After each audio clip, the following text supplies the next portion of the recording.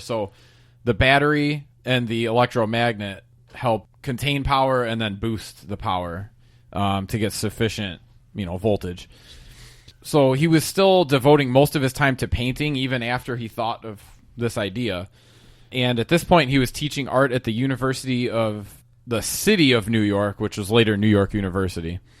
He also went into politics for a little bit.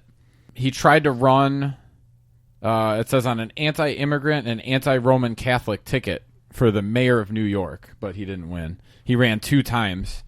But in 1837, he turned his full attention to his new invention. So from now on, he's pretty much all in on this.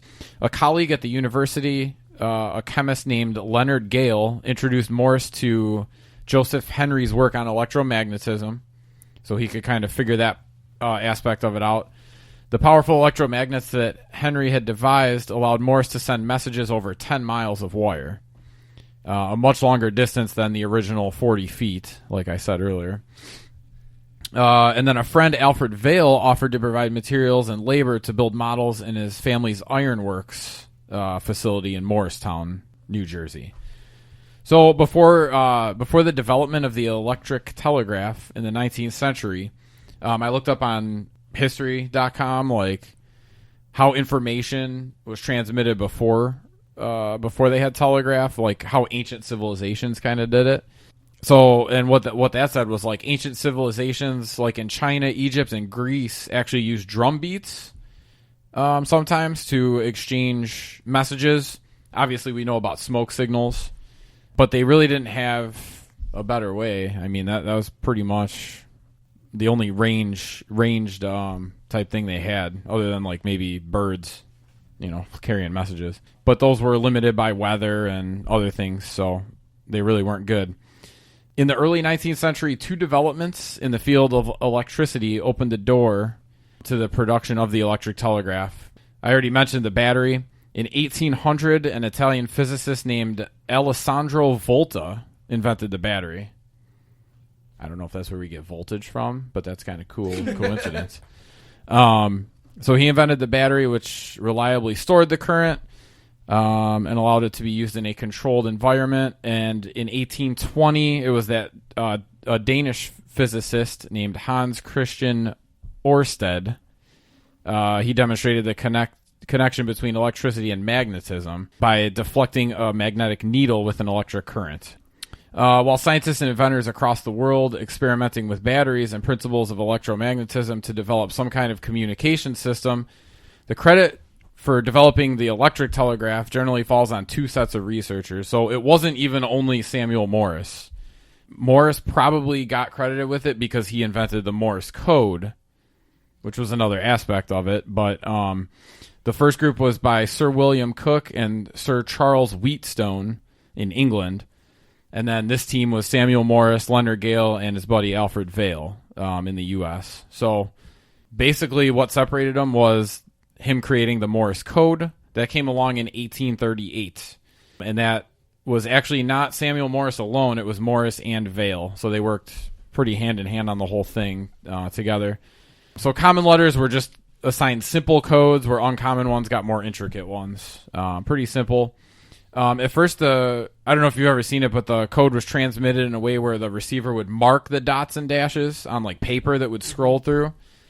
But they found out really quick that an interpreter could actually interpret the sound of the pencil on paper. So they just said, okay, well, forget that. Just transmit it in like the beeps and the boops, Beep boop. And that's from Morse himself. Yeah, the beeps and the boops. So yeah, it changed really fast. It's pretty amazing that they could just interpret that just by listening. It is, because I'm not gonna lie, I'm looking here. I don't know if you know, but there's like 26 letters. Still? What? That's a lot. Wow. Yeah, because I'm sitting here looking at the International Morse code. Mm-hmm. First of all, get your together, Morse. Why is an A 1 dot? But no, E is 1 dot. E is more common. I guess. It was assigned by commonality, so the simplest ones were the most, or the most common letters were the simplest. A is still code. plenty common. It is. And it's still pretty simple. is still plenty common. I even You've use got that sentence. I that's got 2 dots, and you got A that's a I mean, dot it's and a not dash, like a so- beep, boop, beep. It's just a beep, beep. Wait, what is a beep, boop, beep? A W, maybe? I don't know. Oh, you're close. That's a Which beep, is the boop, beep boop. and which is the boop? I'm guessing never- beep is Beep is the dot. Okay. I don't know Oh, why. beep, boop, beep is an R. Little Bo Peep? So does anyone know what SOS is? Yeah, it's like beep, beep, beep, boop, beep, beep, beep. Close. Ah! Beep, beep, beep, boop, boop, boop, beep, beep, beep. Oh, okay. 3 dots, 3 dashes, 3 dots. Gotcha. Let's just go with Yeah, the beeps and and boops. if you want to do an X, it's dash dot dot dash, Mm-hmm.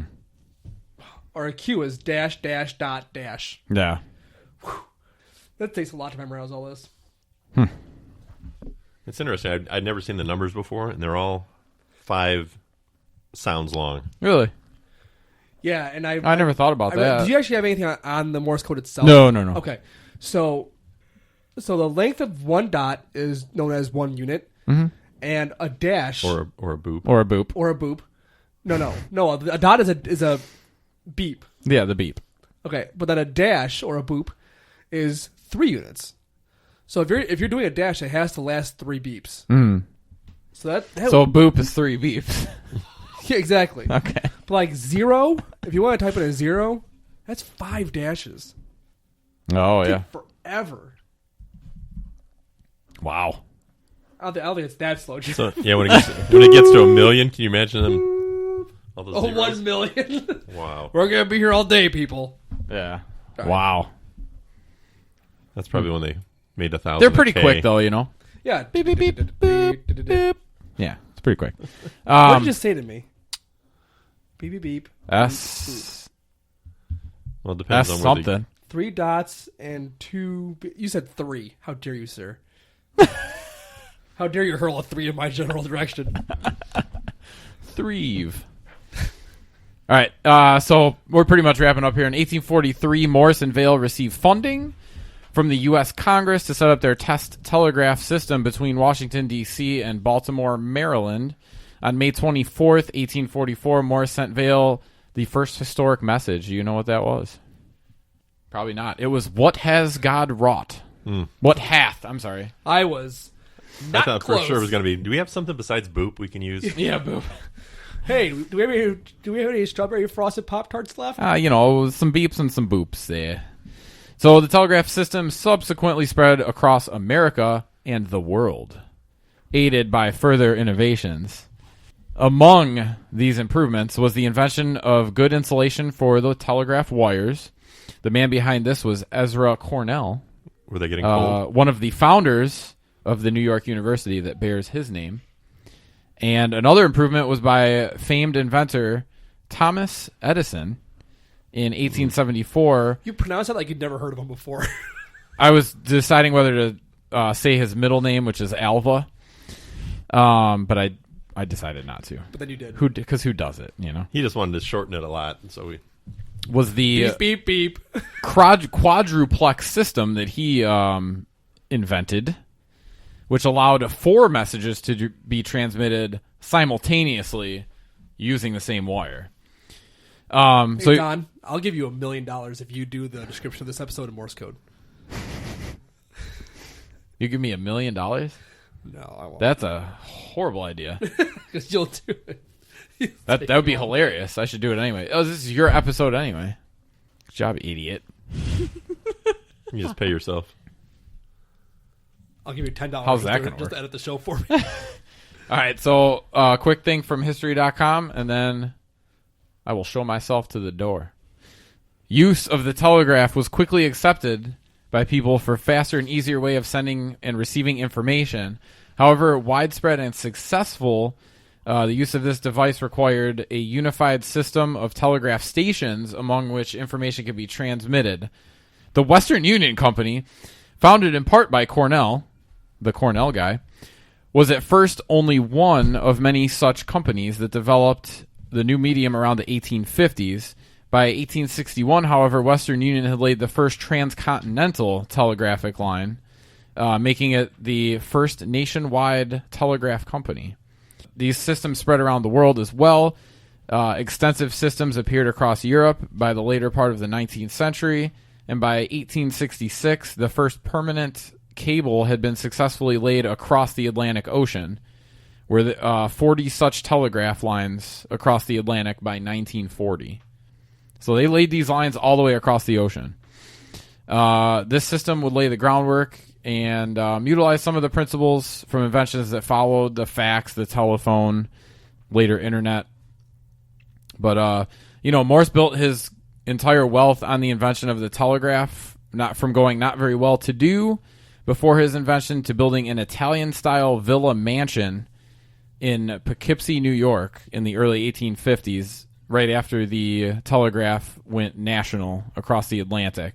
So I don't know if he got like a cut of everything, but he was living it up. He was living the high hog. At his old age, Morris, a patriarch, Morse. I think I said Morris again. You've been saying Morris a lot. Actually, I'm just letting it go. In his old age, Morse, a patriarch with a flowering beard, became a philanthropist. He gave generously to Vassar College. He's Santa? Yeah. Of which he was founder and trustee, to his alma mater, Yale College, and to churches and theological seminaries, Bible societies, mission societies, and temperance societies, as well as to poor artists. So he was a generous man in his old age, and he did not wish to be known as a portrait painter, although he kind of was, because he was very good at it. These have to be spaced out a little better. So I'm looking online, I see cat written out in Morse code, but I sound smart here, but I translated it though from what I hid the word cat, and it also says TRW. There's got to be some spacing or something like that involved. Because the way that cat is written out right here, there's no spaces, but there has to be spaces. Whatever this. Yeah, there has to be spaces. There's got to be, because it literally says TRW at the same time. One dash dot dash dot dot dash dash. Yeah, there's spaces. There's a cadence. There has to be. There's a cadence. Well, I know when you're talking about cadence, I know that there has to be a silence in between. Right. But that's the okay. Interesting. Yeah. So I mean, he really wasn't the first telegraph inventor. I mean, they already had him. He wasn't even the first one in his little time period. There was another group going right along with him, but pretty much it seems like the invention of the Morse code is what gave him all the glory. Okay. That's all. Oh, my turn? Yeah. All right. Well, before we get done? too far into 2020, thought we'd take a look back at some of the notable passings from 2019, or at least, yeah. I'm going to go through a number of people who, people or things who we lost. Ooh. Sort of go over a little of those, see how many Things. you might know, or actual things, or people that you don't like. Oh no, I like quite a few of these people. Actually, we said things. I wasn't sure. Well, things. Yeah, the first one I'm going to go over the non-human losses of the year. Okay. Yeah. On January 1st, we actually lost George. He was the last Hawaiian tree snail of his kind.